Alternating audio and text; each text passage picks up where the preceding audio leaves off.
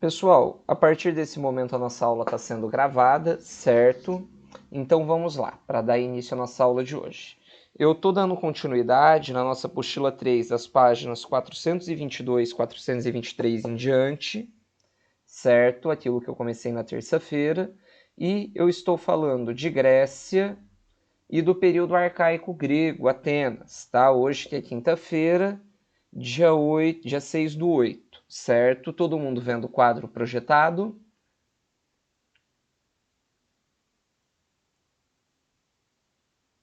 O quadro não está projetado para vocês, então deixa eu projetar agora. Eu achei que já estava projetado. Agora está. Maravilha, então, pessoal. Já que estamos com o quadro projetado, agora eu volto a falar. Na última aula, então, nós falamos que o primeiro regime de governo de Atenas foi a monarquia, né? A monarquia que teve o arcondato, os arcontes, os 9 magistrados que governavam e legislavam. Porém, pessoal, como só os eupátridas detinham os direitos políticos, começaram a haver revoltas e as camadas mais baixas reivindicaram participações políticas. Dessa forma, no ano de 621 a.C., deixa eu dar um espaço maior aqui. Em 621 a.C., Drácon, o legislador,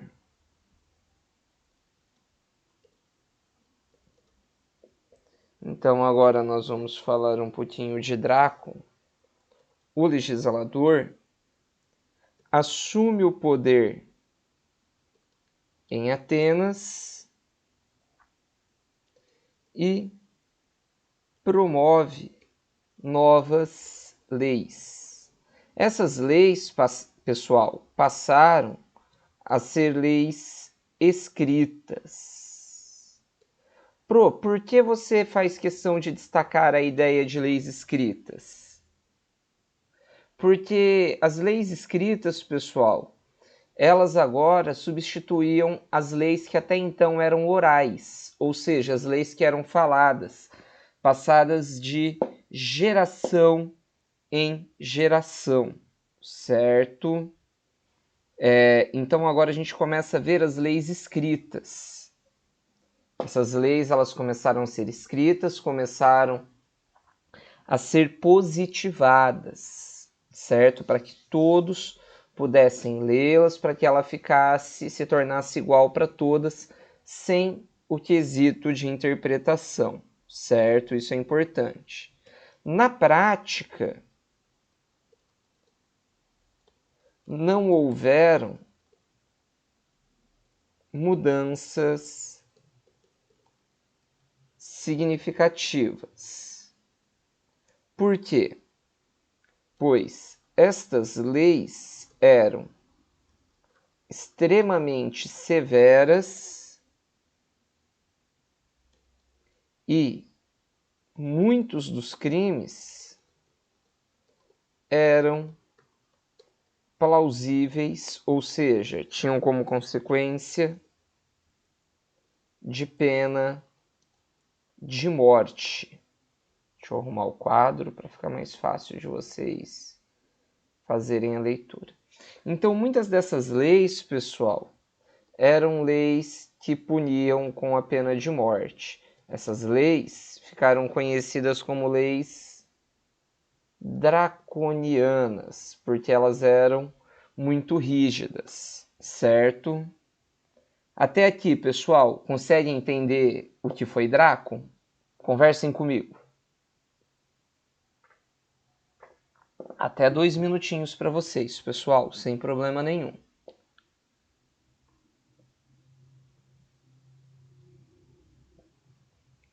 Então, beleza. Então a gente entendeu que Drácon ele tentou promover novas leis, né, mudar um pouco o sistema de governo, tirou as leis orais e promoveu leis escritas. Tá.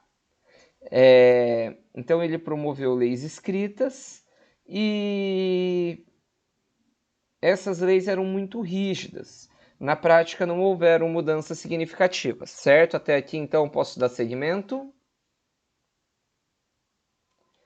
Pessoal, em 594 a.C.,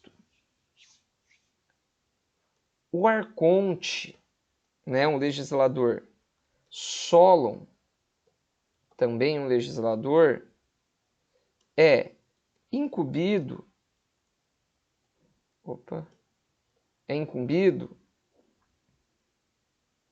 de promover novas reformas sociais. Por que ele teve que promover essas novas reformas sociais e políticas? Pessoal, é muito simples. Atenas estava crescendo. O antigo sistema político, ele já não estava dando conta de atender todas as necessidades de Atenas.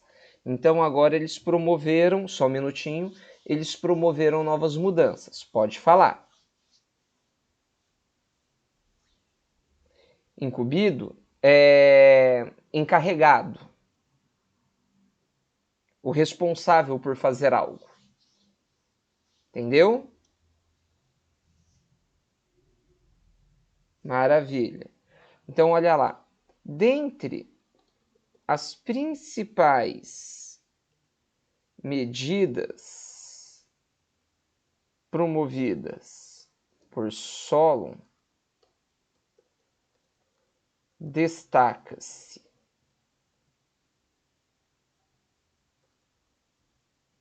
Então, vamos falar aqui das medidas promovidas por Solon.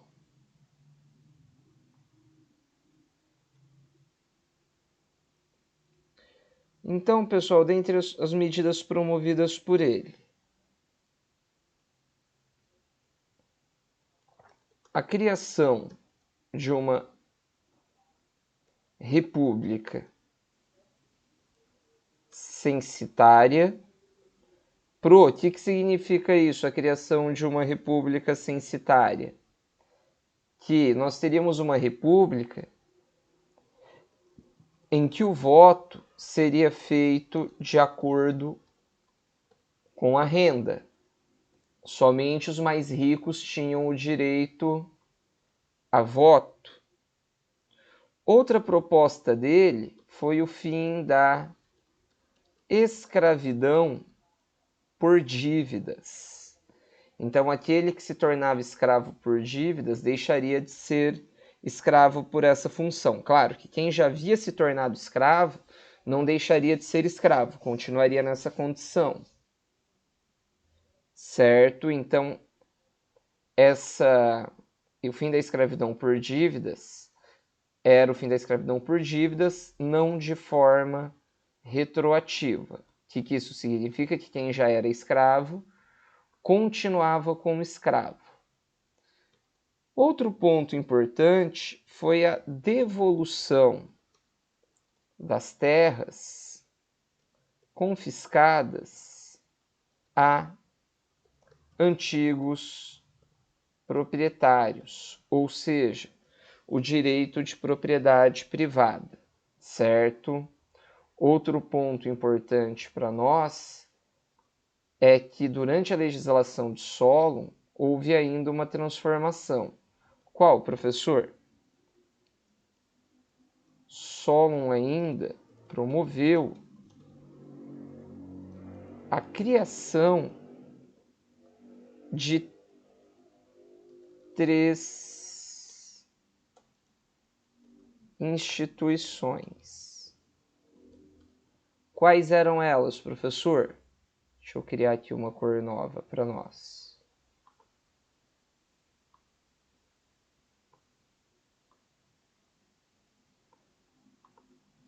Então, as 3 instituições criadas por Solon foram a bulé,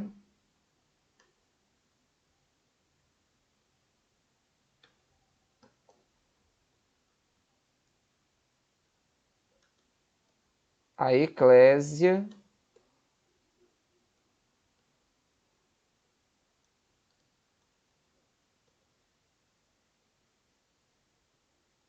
E por fim, a ele, eu. Professor, o que era cada uma dessas instituições? Então vamos lá. A bulé, pessoal, ela era composta por um conselho dos homens da Ática. Professor, o que é a Ática? A Ática era a região onde Atenas foi fundada. Ou seja, só um minutinho. Deixa eu só terminar aqui, daí eu já passo a palavra. Os mais ricos. Depois, a eclésia, ela era uma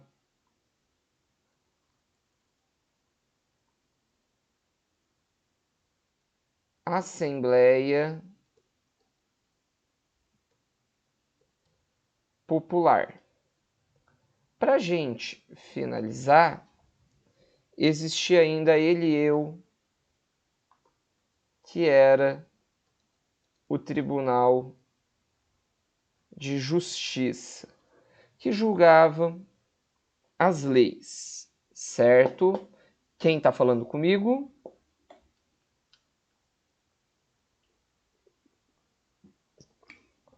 Imagina, pode perguntar. Então, tá bom. Pessoal, até aqui tem dúvida? Então, entenderam as reformas de Solon?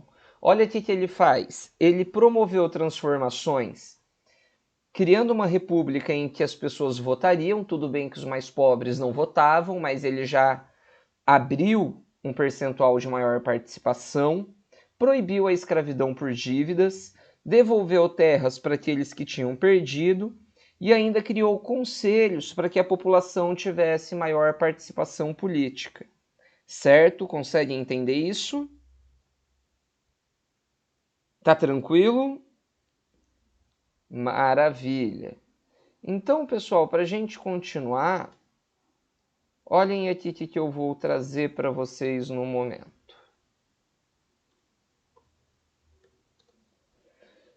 Olha lá, as reformas de Solon desagradaram todas as classes sociais. Os mais ricos acreditavam que ele havia acabado com os seus privilégios. Os mais pobres desejavam reformas ainda mais profundas, reformas ainda mais severas. Então, com isso, ele conseguiu desagradar todas as classes sociais, pessoal. Certo? Desta forma, em Atenas, surgiu o governo das tiranias. As tiranias para a gente, nesse momento, é bem importante. O que é um governo tirânico? Então, olha lá. Entende-se por tirania governos ilegais tomados pela força, ainda que estes tenham o apoio popular. Professor, então peraí, deixa eu ver se eu entendi o que é uma tirania. Vamos pensar que a nossa escola ela é uma república, um governo. Uma república em que nós elegemos o Suede para governá-la. Certo? O Suede e o Rafa. Vamos pensar nos dois. Porém, eu, Mariane, não estou feliz com esse governo. O que eu vou fazer? Eu vou armar um golpe, vou tirar o Suede do governo e o Rafa e eu vou assumir, mas sem o voto de ninguém. Então isso é um governo ilegal. E claro, eu vou ameaçar. Vou entrar com uma força armada, um exército. Então tomei o poder. Mas aí vocês vão falar assim, mas Pro, a gente não votou em você, mas a gente queria que você governasse porque você é mais legal. Só que eu tomei o poder pela força. Então, ainda assim, isso é um governo tirânico, porque esse governo ele não foi eleito, certo? Consegue entender? E olha o que acontece. Em 561 a.C., Pisístrato chegou ao poder, apoiado pelas camadas populares. Então, Pisístrato, pessoal, ele não chegou ao poder por meios democráticos. Ele tomou o poder por meio do exército, mas ele tinha o apoio das camadas populares. Por quê? Pois ele promovia diversas obras públicas em favor dos mais pobres, certo? Após sua morte, foi sucedido pelos filhos que não tiveram sucesso de governo. Então, esse foi o governo das tiranias. Posso passar adiante?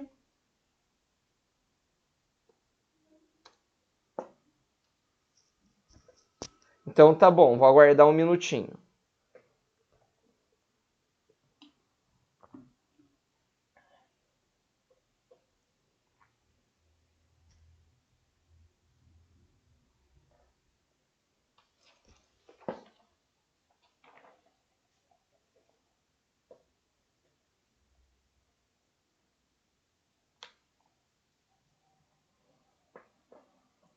Oi, pois não.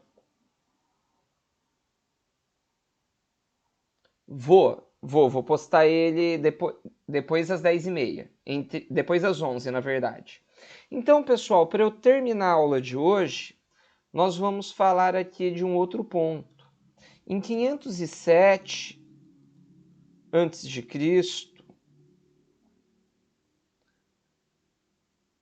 é iniciado o governo da democracia com Clístenes chegando ao poder, certo? Quando Clístenes chega ao poder, pessoal, nós começamos a falar um pouquinho do processo democrático, certo? Pro, o que era democracia então? Democracia significa o governo do povo, certo? Então esse para a gente é o ponto mais importante, certo? A democracia ateniense, com Clístenes. O diferencial do governo democrático de Clístenes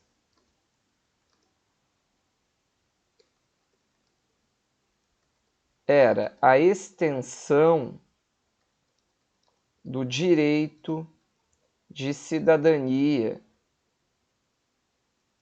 aos homens, a todos os homens. Professor, o que é o direito de cidadania? O direito de cidadania é o direito de participar da vida pública, o direito de votar, o direito de participar da política, certo?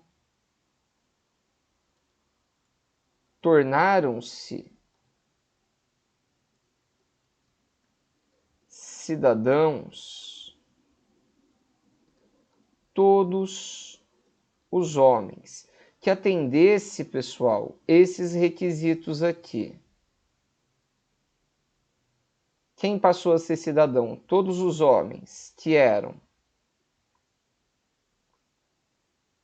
maiores de 18 anos, agora já não era mais pelo dinheiro, atenienses de nascimento, todos que tivessem nascido em Atenas, certo? Filhos de pai e mãe atenienses. Então, quem se tornaria cidadão? Homens maiores de 18 anos, atenienses e filhos de pai e mãe atenienses, certo? Professor, quem estava excluído do direito de cidadania? Então, deixa eu só finalizar aqui a aula de hoje. Eram excluídos estrangeiros, mulheres, escravos e crianças. Assim se deu a democracia ateniense. Pessoal, agora vocês têm condição de fazer a página 425, que eu vou retomar na terça-feira, tá bom?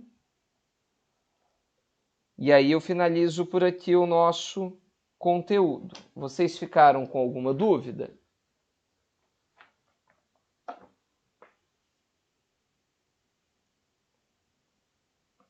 Nenhuma dúvida, senhores? Então, beleza. Deixa eu encerrar a gravação, só um minuto.